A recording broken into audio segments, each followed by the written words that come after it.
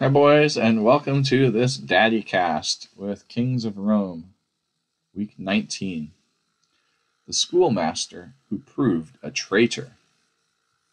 The Phalarians were not disturbed when the Roman army pitched its camp without their walls, not even though they knew that so great a general as Camillus was at its head. Their city was well fortified, and so, sure of being able to defend it, they guarded their walls and then went on with their work and with their play as was their wont. But there was a traitor within the walls of Phalarii, and through his treachery misfortune well nigh overtook the city. The traitor was a schoolmaster. He thought that it would be an easy matter to betray the city to the Romans by the aid, unknown to themselves, of his pupils. Before the siege began, he had been used to take the children outside the city walls for their daily walks and exercises. He continued to do so after the Romans had laid siege to the city, but at first he did not venture far from the gates, lest the children should be afraid. But little by little, as they became careless of the enemy, the schoolmaster took them nearer and nearer to the Roman camp. Then one day, before the boys were aware, their master had led them close to the enemy's lines, and had asked to be taken before Camillus. He was admitted to the presence of the tribune, and pointing to his pupils, the traitor said, "I have brought you the children of Phalarii. With them in your power, you will soon be able to make what terms you please with the citizens. They will give up their city without a struggle to secure the safe return of their children." But Camillus was not the man that the traitor had dreamed. He looked with scorn upon the treacherous schoolmaster. Then, turning to those who stood near, he said, "War, indeed, is of necessity attended with much injustice and violence.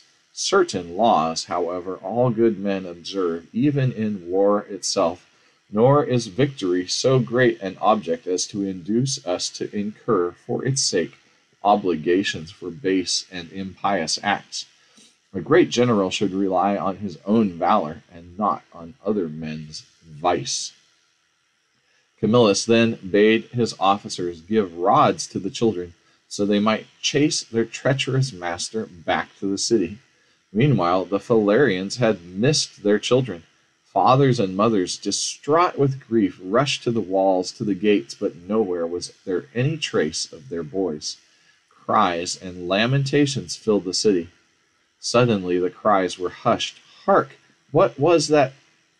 Hark! That was a joyful shout, and then another and yet another rent the air. The children were there, in sight, running back merrily, as it seemed, from the direction of the enemy's camp. Then silence fell upon the parents, for as the children came nearer, a strange picture was visible. Their boys had rods in their hands, and they were chasing a miserable man who looked like the honorable schoolmaster. But surely they must be mistaken. A moment or two later the children rushed through the gates, and in breathless haste told their parents all that had befallen them, and how Camillus himself had bidden them chase the traitor schoolmaster back to the city. Not only the parents, but all the citizens of Phalarii were so pleased with the kindness Camillus had shown to the children that they sent ambassadors to him, offering to give up to the Romans whatever he chose to ask. Again, Camillus showed how generous a foe he could be, for he made peace with the Phalarians, demanding from them only a sum of money. He took his army back to Rome.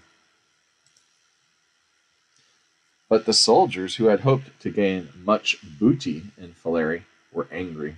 When they reached Rome empty-handed, they grumbled against their general, and told the people he was not their friend, for he cared nothing save his own welfare. Then his enemies determined to get rid of Camillus, so they accused him of keeping more than his share of the spoils of Veii. Even now, so they said, valuable brass gates to which he had no right were in his possession. Camillus had many friends as well as many enemies, and he entreated those who trusted him to prove that the accusations brought against him were false. But all they could promise to do was to help him pay should the Senate insist on finding him. But this did not satisfy the brave Roman, who knew that he was guiltless. He determined to leave the city for which he had done so much, without waiting to hear his sentence pronounced. As he passed through the gates, he turned, and stretching out his hands towards the capital, he cried to the gods, "If not for evil I have done," he cried, "but through the hatred of my enemies I have been driven into exile, grant that the Romans may soon grow sorry and send for Camillus to help them when trouble befalls." And his prayers were answered, for when, in 390 BC, the Gauls descended upon Rome, soldiers and citizens alike demanded that the Senate should send to Camillus and beseech him to come help them in their dire need. The Battle of Allia. The inhabitants of Gaul who dwelt in the country we now call France were tall, fair, blue-eyed warriors. Long before the time of which I am going to tell you, they had crossed the Alps and made themselves masters of northern Italy. Now, in 391 BC, they turned to the south across the Apennines and came pouring down into the valleys of Etruria. The city of Clusium, only a few days' march from Rome, was the first to attract the barbarians. There was peace at this time between Rome and Etruria, and the inhabitants of Clusium, in fear of the fierce-looking Gallic warriors, besought Rome to come to their aid.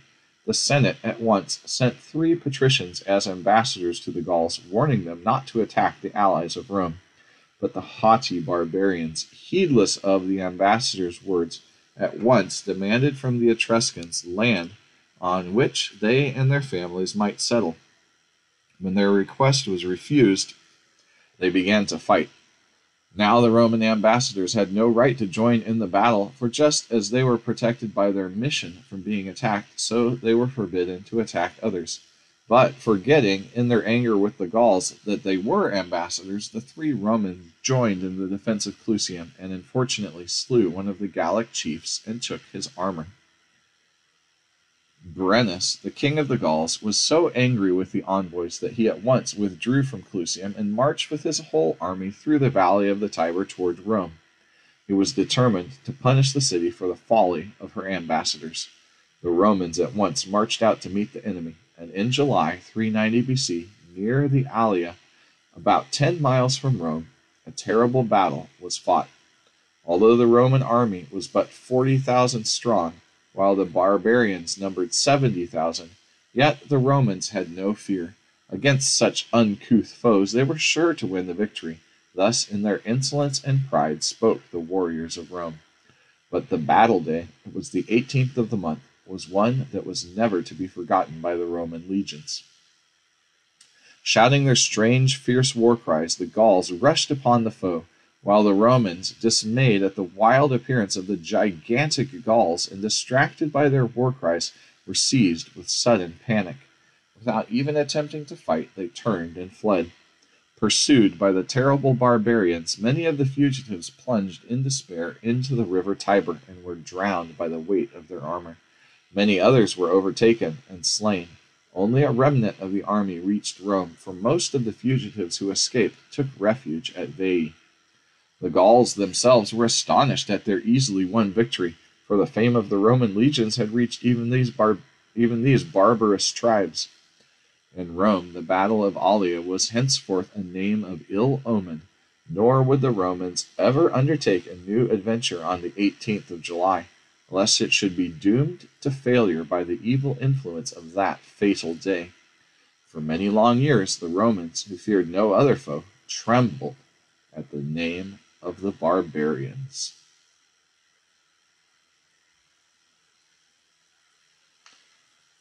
All right, that's the end of this DaddyCast. See you boys later.